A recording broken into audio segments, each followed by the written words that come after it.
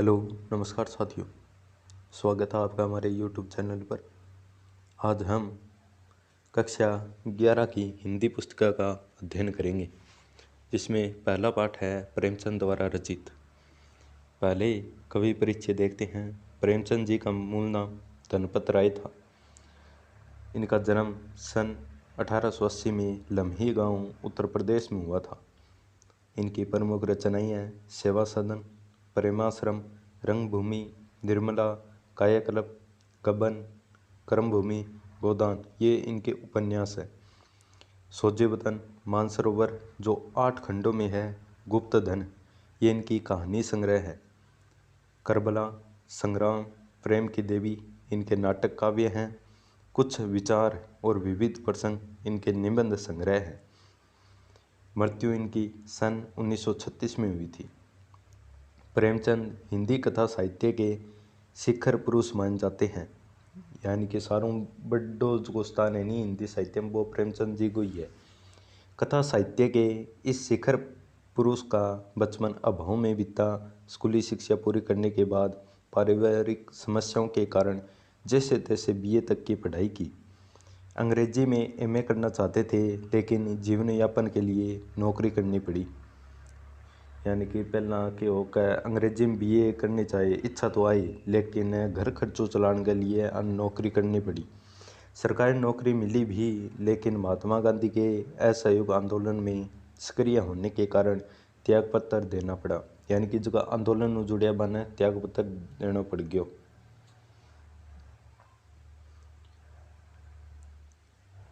राष्ट्रीय आंदोलन से जुड़ने के बावजूद लेखन कार्य सुचारू रूप से चलता रहा। पत्नी शिवरानी देवी के साथ अंग्रेजों के खिलाफ आंदोलन में हिस्सा लेते रहे। उनके जीवन का राजनीतिक संघर्ष उनकी रचनाओं में सामाजिक संघर्ष बनकर सामने आया, जिसमें जीवन का यथार्थ और आदर्श दोनों था। हिंदी साहित्य के इतिहास में कहानी और उपन्यास की विधा के विकास का काल विभाजन प्रेमचंद को ही केंद्र में रखकर किया जाता रहा है। प्रेमचंद पूर्व युग, प्रेमचंद युग और प्रेमचंद उत्तर युग, यानी कि प्रेमचंद के पहले का युग है और जहाँ पर प्रेमचंद जी ने जिस समय उपन्यास वगैरह लिखे उसका युग है, और प्रेमचंद जी के बाद जो रचनाएं लिखी गई उसका युग है।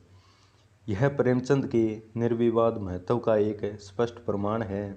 वस्तुतः प्रेमचंद ही पहले रचनाकार है जिन्होंने कहानी और उपन्यास की विधा को कल्पना और रोमानियत के धुंधले के से निकाल कर, यानी कि धुएं से निकाल कर यथार्थ की ठोस जमीन पर प्रतिष्ठित किया। यथार्थ की जमीन से जुड़कर कहानी किस्सा गोई तक सीमित न रहकर पढ़ने पढ़ाने की परंपरा से भी जुड़ी। इसमें उनकी हिंदुस्तानी यानी कि उर्दू मिश्रित हिंदी भाषा का विशेष योगदान रहा। उनके यहाँ हिंदुस्तानी भाषा अपने पूरे ठाट बाट और जातीय स्वरूप के साथ आई है। उनका आरंभिक कथा साहित्य कल्पना, संयोग और रोमानियत के ताने बाने से बना गया है, लेकिन एक कथाकार के रूप में उन्होंने लगातार विकास किया और पंच परमेश्वर जैसी कहानी तथा सेवा सदन जैसे उपन्यास के साथ सामाजिक जीवन को कहानी का आधार बनाने वाली यथार्थवादी कला के अग्रदूत के रूप में सामने आई। यथार्थवाद के भीतर भी आदर्श उन्मुख है, यथार्थवाद से आलोचनात्मक है। यथार्थवाद तक की विकास यात्रा प्रेमचंद ने की। आदर्श उन्मुख है, यथार्थवाद स्वयं उन्हीं की गढ़ी हुई संज्ञा है। यह कहानी और उपन्यास के क्षेत्र में किए गए उनके ऐसे रचनात्मक प्रयासों पर लागू होती है जो कटु यथार्थ का चित्रण करते हुए भी समस्याओं और अंतर्विवादों को अंततः एक आदर्शवादी और मनोवांछित समाधान तक पहुंचा देती है। सेवा सदन, प्रेमाश्रम आदि उपन्यास और पंच परमेश्वर, बड़े घर की बेटी, नमक का दरोगा आदि कहानियाँ ऐसी ही है। यानी कि ये आदर्श उन्मुख है, यथार्थवाद पर बनेड़ी है। बाद की उनकी रचनाओं में आदर्शवादी प्रवृत्ति कम होती गई और धीरे धीरे वे ऐसी स्थिति तक पहुँचते हैं जहाँ कठोर वास्तविकता को प्रस्तुत करने में वे किसी तरह का समझौता नहीं करते हैं। गोदान उपन्यास और पूस की रात कफन आदि कहानियाँ इसके सुंदर उदाहरण हैं। अब जो हम कहानी का अध्ययन करेंगे वह नमक का दरोगा कहानी है।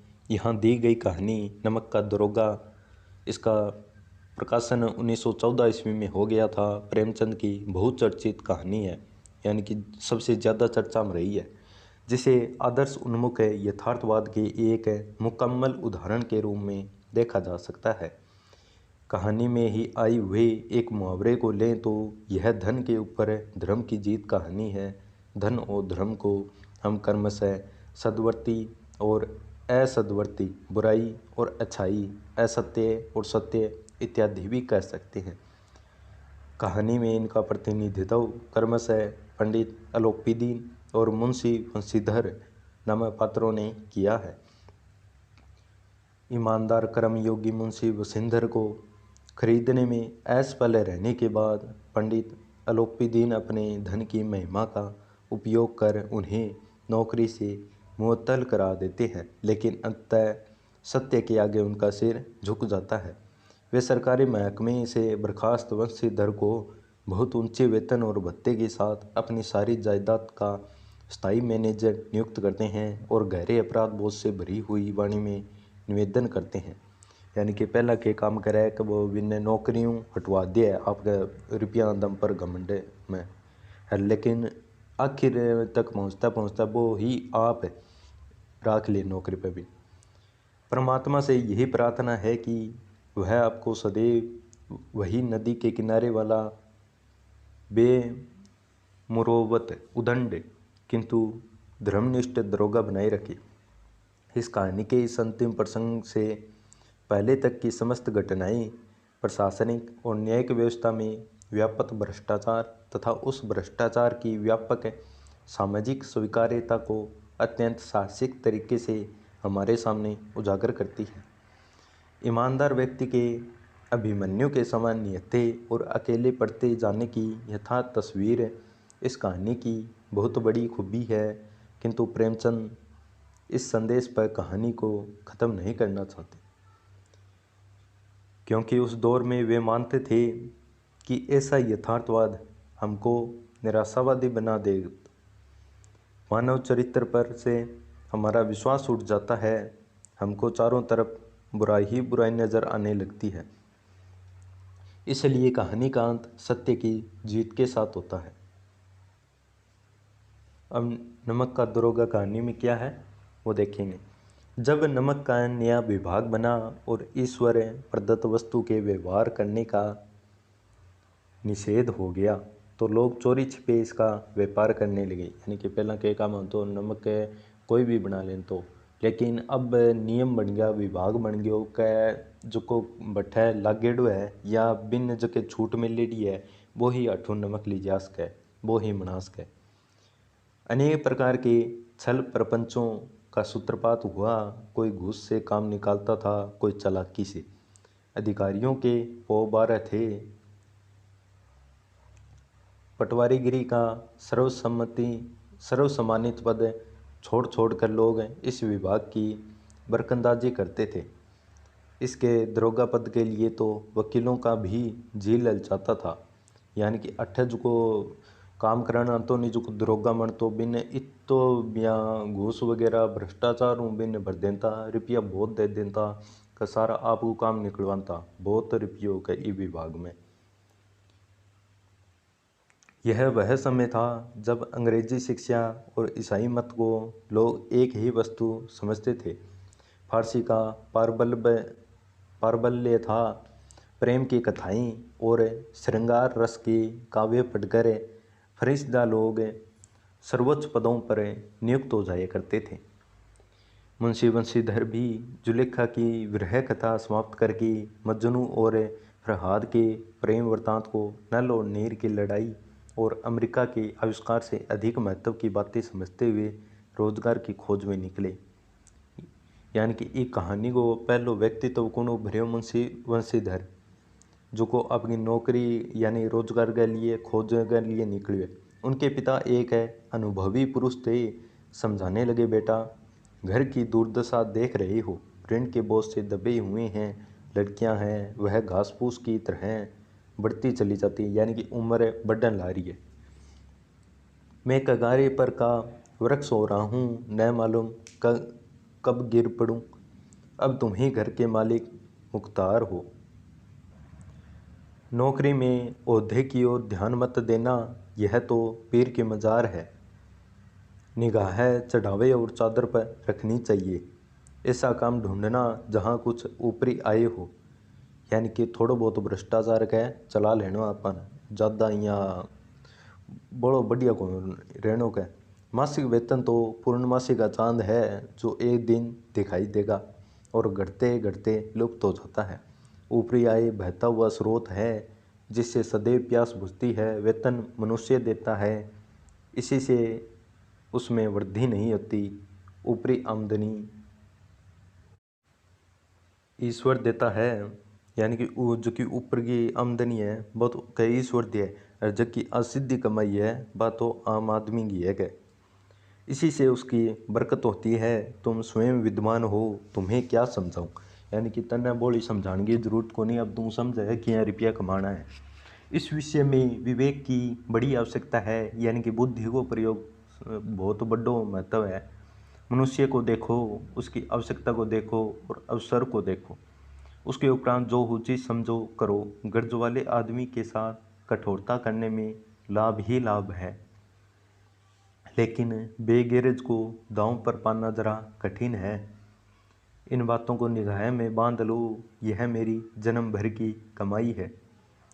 इस उपदेश के बाद पिताजी ने आशीर्वाद दिया। वंशीधर आज्ञाधारी यानी आज्ञाकारी पुत्र थे, यानी आज्ञा का पालन करने वाले। ये बातें ध्यान से सुनी और तब घर से चल खड़े हुए। इस विस्तृत संसार में उनके लिए धैर्य, अपना मित्र बुद्धि, अपनी पथ प्रदर्शक और आत्म अवलंबन ही अपना सहायक था। लेकिन अच्छे सुकून से चले जाते थे। जाते ही जाते नमक विभाग के दरोगा पद पर प्रतिष्ठित हो गए, यानी कि जो नमक विभाग में दरोगा पद है बट्ठा बे नियुक्ति होगी। वेतन अच्छा और ऊपरी आय का तो ठिकाना ही न था। वर्द मुंशी जी को सुख संवाद मिला तो फुल्ले न समाये, यानी कि जब अंग पिताजी ने समाचार मिलियो कि बटे दरोगा विभाग में नौकरी लागी और इतनी ऊपर की कमाई भी बोली है, जब क्या है कि बहुत खुश होया। महाजन कुछ नरम पड़ी कलवार की असलता लहाई पड़ोसियों के हृदय में सूल उठने लगे, यानी कि जगह पड़ोसी आ पे थोड़ा सा या दुखी हो गया। कब जाड़े के दिन थे और रात का समय। नमक के सिपाही चौकीदार नशे में मस्त थे। मुंशी वंशीधर को आए यहाँ अभी 6 महीनों से अधिक न हुए थे, लेकिन इस थोड़े ही समय में ही उन्होंने अपनी कार्यकुशलता और उत्तम आचार से अफसरों को मोहित कर लिया था। यानी कम ही टाइम हुए फिर भी अंग बिया पहुँचे सारा तक। अफसर लोग उन पर बहुत विश्वास करने लगे। नमक के दफ्तर से 1 मील पूर्व की ओर जमुना बहती थी। उस पर नाव का एक पुल बना हुआ था। दरोगा जी किवाड़ बंद किए बैठी नींद से सो रहे थे। अचानक आंख खुली तो नदी के प्रवाह की जगह, यानी कि नदी को जो प्रवाह हो बिंग जगह गाड़ियों की गड़गड़ाहट तथा मलाहों का कोलाहल सुनाई दिया, यानी कि जगह गाड़ी बैल न चलावा बंगो कोलाहल या बंगो स्वर सुनाई दियो। इतनी रात गई गाड़ियाँ क्यों नदी के पार जाती है, अवश्य कुछ न कुछ गोलमाल है। तर्क ने भ्रम को पुष्ट किया। वर्दी पहनी, तमचा जेब में रखा और बात की बात में घोड़ा बढ़ाए हुए पुल पर आ पहुँचे। गाड़ियों की एक लंबी कतार पुल के पार जाती दिखी। डांट कर पूछा, किसकी गाड़ियाँ हैं? जैसे चित्र में दिखाई दे रही है। थोड़ी देर तक सन्नाटा रहा। आदमियों में कुछ कानाफूसी हुई। तब आगे वाले ने कहा, पंडित अलोपीदीन की। कौन पंडित अलोपीदीन? दातागंज के। मुंशी वंशीधर चौंके। पंडित अलोपीदीन इस इलाके के सबसे प्रतिष्ठित जमींदार थे। लाखों रुपए का लेन देन करते थे। इधर छोटे से बड़े कौन ऐसे थे जो उनके ऋणी न हो। व्यापार भी बड़ा लंबा चौड़ा था, बड़े चलते पुर्जे आदमी थे। अंग्रेज अफसर उनके इलाके में शिकार खेलने आते और उनके मेहमान होते। 12 मास सदाव्रत चलता था। मुंशी जी ने पूछा, गाड़ियाँ कहाँ जाएगी? उत्तर मिला, कानपुर। लेकिन इस प्रश्न पर कि इनमें क्या है, सन्नाटा छा गया। दरोगा साहब का संदेश और भी बढ़ा। देर तक उत्तर की बाट देखकर वह जोर से बोले, क्या तुम सब गूंगे हो गए हो? यानी कि जगह बोलन को ला रहे हो। हम पूछते हैं, इनमें क्या लदा है? जब इस बार भी कोई उत्तर न मिला तो उन्होंने घोड़े को एक गाड़ी से मिलाकर बोरे को टटोला, यानी कि बिंग सारा लगा के गाड़ी का भ्रम दूर हो गया। यह नमक के ढेले थे, यानी नमक लीजान ला रहा। पंडित अलोपुद्दीन अपने सजीले रथ पर सवार, कुछ सोते कुछ जागते चले आते थे। अचानक कई गाड़ी वालों ने घबराए हुए आकर जगाया और बोले, महाराज, दरोगा ने गाड़ियां रोक दी है और घाट पर खड़ी आपको बुलाते हैं। पंडित अलोपुद्दीन का लक्ष्मी जी पर अखंड विश्वास था। वह कहा करते थे कि संसार का तो कहना ही क्या, स्वर्ग में भी लक्ष्मी का ही राज्य है। उनका यह कहना यथार्थ ही था, यानी कि काम सारो रुपया हो जाए। न्याय और नीति सब लक्ष्मी के ही खिलौने हैं। इन्हें वह जैसे चाहती है नचाती है। लेटे ही लेटे गर्व से बोले, चलो हम आते हैं। यह कहकर पंडित जी ने बड़ी निश्चिंतता से पान के बीड़े लगाकर खाई, यानी पान खायो। फिर लिहाफ ओढ़े हुए दरोगा के पास आकर बोली, बाबूजी आशीर्वाद, कहिए हमसे ऐसा कौन सा अपराध हो गया कि गाड़ियाँ रोक दी? हम ब्राह्मणों पर तो आपकी कृपा दृष्टि रहनी चाहिए। वह सीधा रुखाई से बोले, सरकारी हुक्म, यानी कि थोड़ो सो यहाँ गुस्सो में बोलिया का सरकारी हुक्म है। पंडित अलोपुद्दीन ने हंसकर कहा, हम सरकारी हुक्म को नहीं जानते और न सरकार को, यानी कौन है सरकार का? हमारा और आपका तो घर का मामला है। हम कभी आपसे बाहर हो सकते हैं? आपने व्यर्थ का कष्ट उठाया। यह हो नहीं सकता कि इधर से जाएं और इस घाट के देवता को भेंट न चढ़ाएं, यानी कि वो थोड़ी उसका अठों ले जावा कुछ सामान है और थाने कुछ बिया भेंट ना दे के जावा, यानी रुपया ना दे के जावा थाने कुछ। मैं तो आपकी सेवा में स्वयं ही आ रहा था। वंशीधर पर ऐश्वर्य की मोहिनी वंशी का कुछ प्रभाव न पड़ा। ईमानदारी की नई उमंग थी। कड़क का बोले, हम उन नमक हरामों में नहीं हैं जो कोड़ियों पर अपना ईमान बेचते फिरते हैं। आप इस समय हिरासत में हैं। आपका कायदे के अनुसार चालान होगा। बस मुझे अधिक बातों की फुर्सत नहीं है। जमादार बदलू सिंह, तुम इन्हें हिरासत में ले चलो, मैं हुक्म देता हूँ। पंडित अलोपुद्दीन स्तंभित हो गए। गाड़ी वालों में हलचल मच गई। पंडित जी के जीवन में कदाचित यह पहला ही अवसर था कि पंडित जी को यह ऐसी कठोर बातें सुननी पड़ी, यानी पंडित जी थोड़ा सा अचंभित हो गया का आ की हुई। बदलू सिंह आगे बढ़ा, किंतु रोब के मारे यह साहस न हुआ कि उनका हाथ पकड़ सके। पंडित जी ने धर्म को धन का ऐसा निरादर करते कभी न देखा था। विचार किया, यह अभी उदंड लड़का है, माया मोह के जाल में अभी नहीं पड़ा है, अल्लड़ है, झिझकता है, यानी कि रुपया लेने का झिझक है, थोड़ो शर्मावा है। के बहुत दिन भाव से बोले, बाबू साहब ऐसा न कीजिए, हम मिट जाएंगे, इज्जत धूल में मिल जाएगी। हमारा अपमान करने से आपके हाथ क्या आएगा? हम किसी तरह आपसे बाहर थोड़े हैं। वंशीधर ने कठोर स्वर में कहा, हम ऐसी बातें नहीं सुनना चाहते, यानी कि चुप करो। अलोपुद्दीन ने जिस सहारे को चट्टान समझ रखा था वह पैरों के नीचे से खिसकता हुआ मालूम हुआ। स्वाभिमान और धन ऐश्वर्य को कड़ी चोट लगी, किंतु अभी तक धन की सांख्यिक शक्ति का पूरा भरोसा था। अपने मुख्तार से बोले, लाला जी 1000 के नोट बाबू साहब को भेंट करो, आप इस समय भूखे सिंह हो रहे हैं। यानी कि वो पंडित जी 1000 रुपया दे गए, रफा दफा कराओ। वंशीधर ने गर्म होकर कहा, 1000 नहीं, 1,00,000 भी मुझे सच्चे मार्ग से नहीं हटा सकते। धर्म की इस बुद्धिहीन दृढ़ता और देव दुर्लभ त्याग पर मन बहुत झंझलाया। अब दोनों शक्तियों में संग्राम होने लगा। धन ने उछल उछल कर आक्रमण करने शुरू करे। 1 से 5, 5 से 10, 10 से 15, 15 से 20,000 तक नौबत आ पहुंची। किंतु धर्म अलौकिक वीरता के साथ इस बहुसंख्य सेना के सम्मुख अकेला पर्वत की भांति अटल अविचलित खड़ा था। अलोपीदीन निराश होकर बोले, अब इससे अधिक मेरा साहस नहीं, आगे आपको अधिकार है। वंशीधर ने अपने जमादार को ललकारा। बदलू सिंह मन में दरोगा जी को गालियां देता हुआ पंडित अलोपीदीन की ओर बढ़ा। पंडित घबराकर 2-3 कदम पीछे हट गए।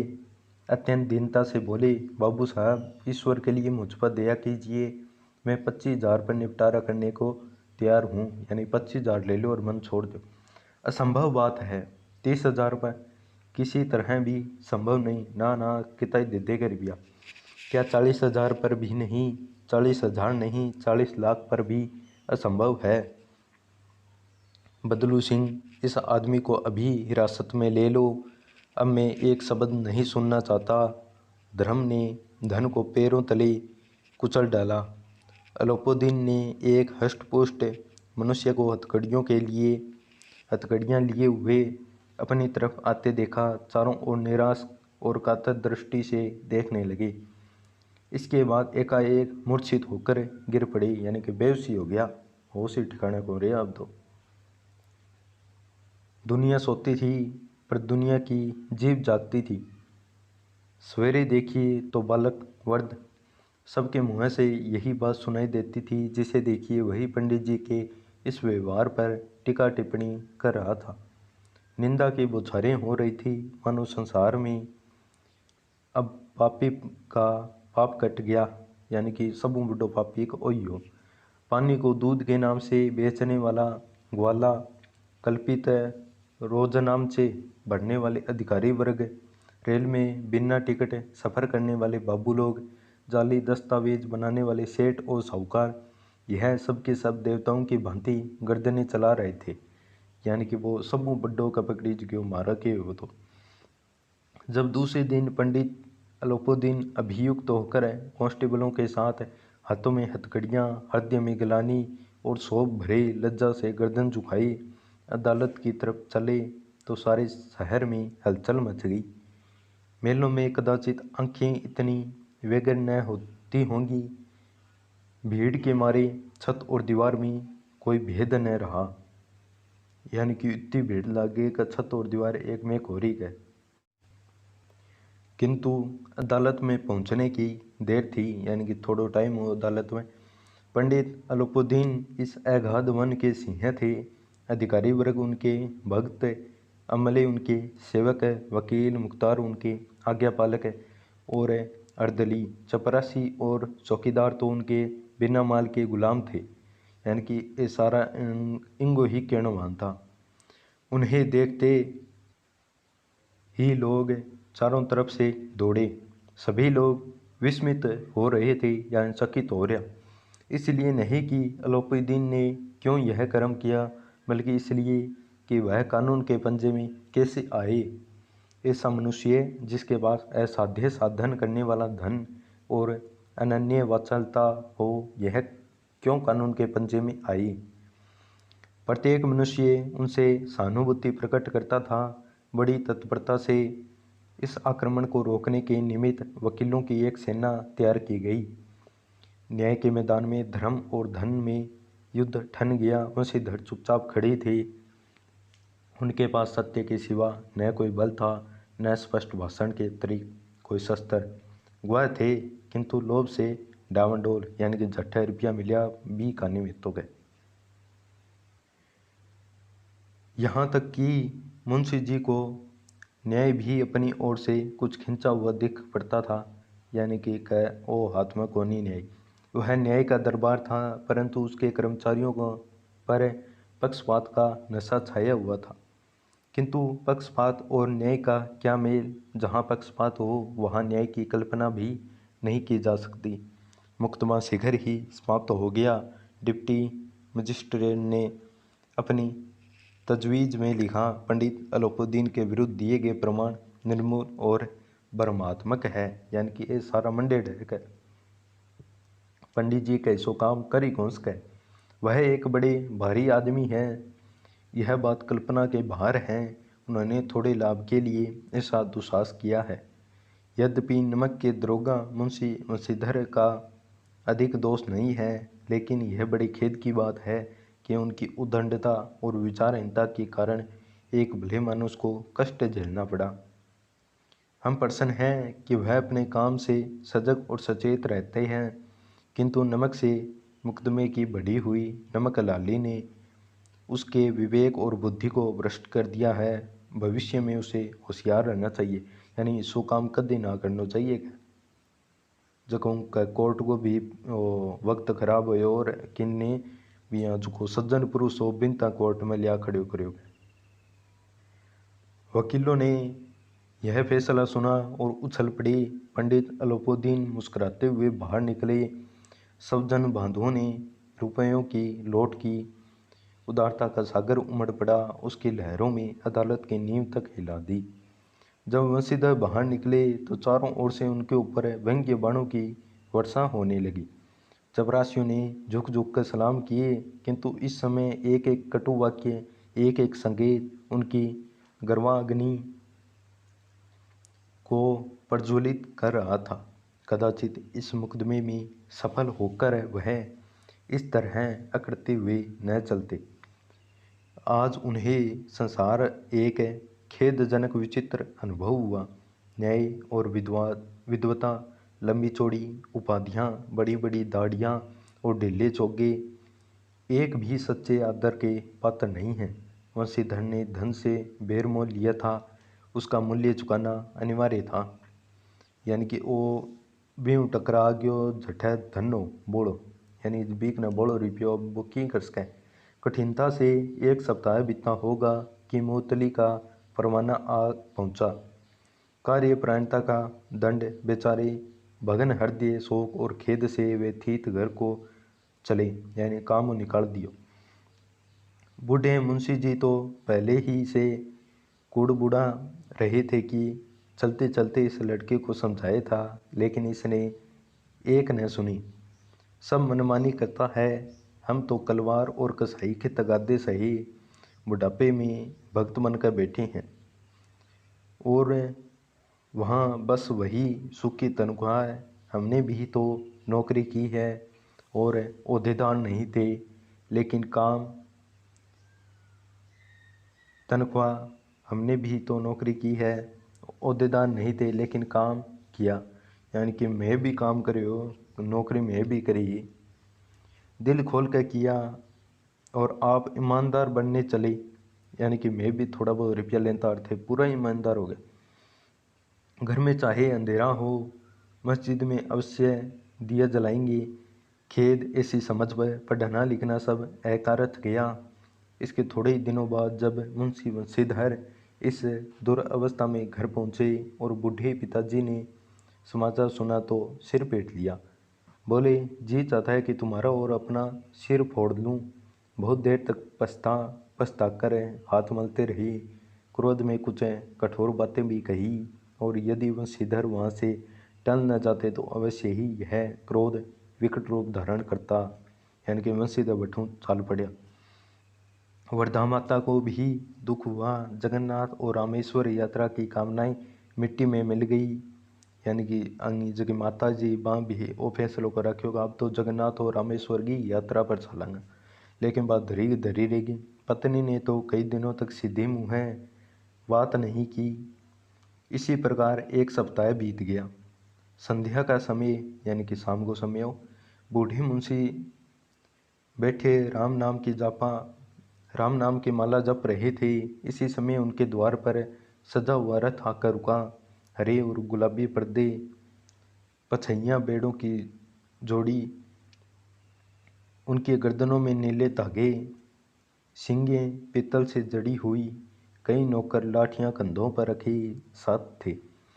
मुंशी जी अगवानी को दौड़े, देखा तो पंडित अलोपुद्दीन हैं। झुककर दंडवत की और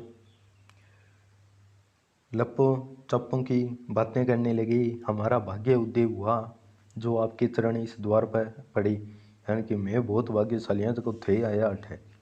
आप हमारे पूज्य देवता हैं, आपको कौन सा मुंह दिखावीं। मुँह में तो कालिख लगी हुई है, किंतु क्या करें, लड़का भागा कपूत है, नहीं तो आपसे क्यों मुँह छिपाना पड़ता। ईश्वर निसंतान चाहे रखी, पर ऐसी संतान न दी। अलोपीदीन ने कहा, नहीं भाई साहब, ऐसा न कहिए। मुंशी जी ने चकित होकर कहा, ऐसी संतान को और क्या कहूँ। अलोपीदीन ने वात्सल्यपूर्ण स्वर में कहा, कुल तिलक और पुरुषों की कीर्ति उज्ज्वल करने वाले संसार में ऐसे कितने धर्मपरायण मनुष्य हैं जो धर्म पर अपना सब कुछ अर्पण कर सकें, यानी कि जो को धर्म ने ही आगे रखे। पंडित अलोपुद्दीन ने वंशीधर से कहा, दरोगा जी, इसे खुशामद न समझिए। खुशामद करने के लिए मुझे इतना कष्ट उठाने की ज़रूरत न थी। उस रात को आपने अपने अधिकार बल से मुझे अपनी हिरासत में लिया था, किंतु आज मैं स्वेच्छा से आपकी हिरासत में हूँ। मैंने हजारों रईस और अमीर देखे, हजारों उच्च पदाधिकारियों से काम पड़ा, किंतु मुझे परास्त किया तो आपने, यानी और आगे में साहसी को नहीं हुए और सारा मेरा आगे झुक गया। मैंने सबको अपना और अपने धन का गुलाम बनाकर छोड़ दिया। मुझे आज्ञा दीजिए कि आपसे कुछ विनय कर सकूं, यानी कुछ विनती कर सकूं।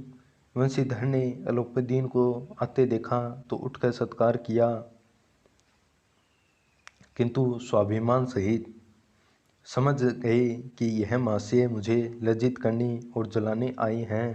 क्षमा प्रार्थना कर चेष्टा नहीं की, वरन उन्हें अपने पिता की यह ठकुर सुहाती की बात असहज प्रतीत हुई। पर पंडित जी की बातें सुनी तो मन की मैल मिट गई। पंडित जी की ओर उड़ती हुई दृष्टि से देखा, सद्भाव झलक रहा था। गर्व ने अब लज्जा के सामने सिर झुका दिया। शर्माते हुए बोले, यह आपकी उदारता है जो ऐसा कहते हैं। मुझसे जो कुछ अविन्य हुई उसे क्षमा कीजिए।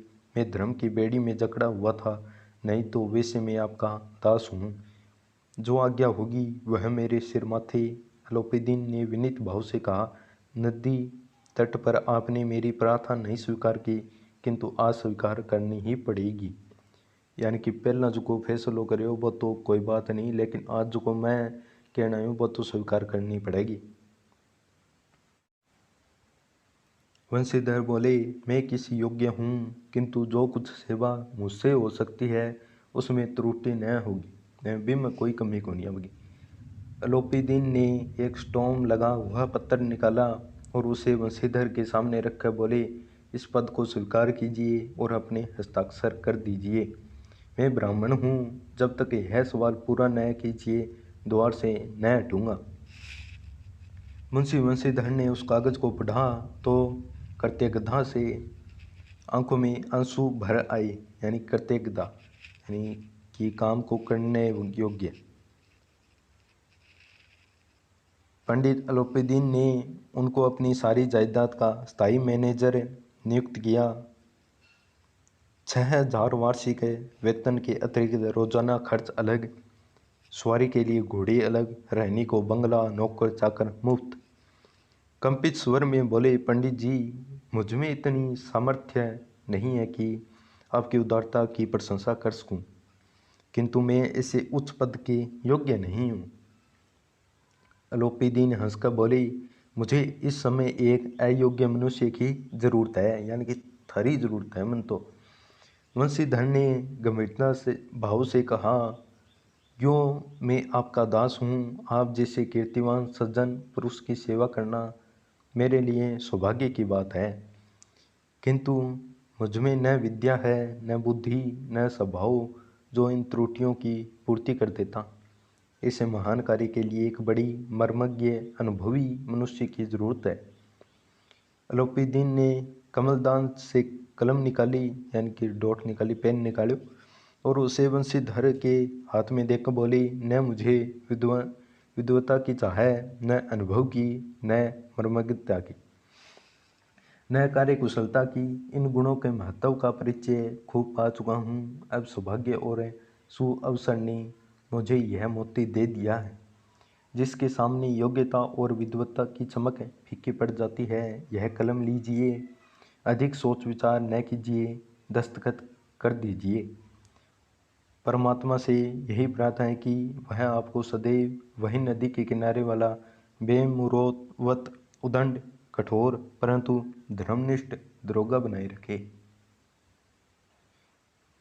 वंशीधर की आंखें डबडबा आई। हृदय के संकुचित पात्र में इतना एहसान न समझ सका कि एक बार फिर पंडित जी की ओर भक्ति और श्रद्धा की दृष्टि से देखा और कांपते हुए हाथ से मैनेजरी के कागज पर हस्ताक्षर कर दिए, यानी मैनेजर नियुक्त हो गया। अलाउद्दीन ने प्रफुल्लित होकर उन्हें गले लगा लिया, यानी ओ कहानी गुसार के धन पर धर्म की विजय हुई।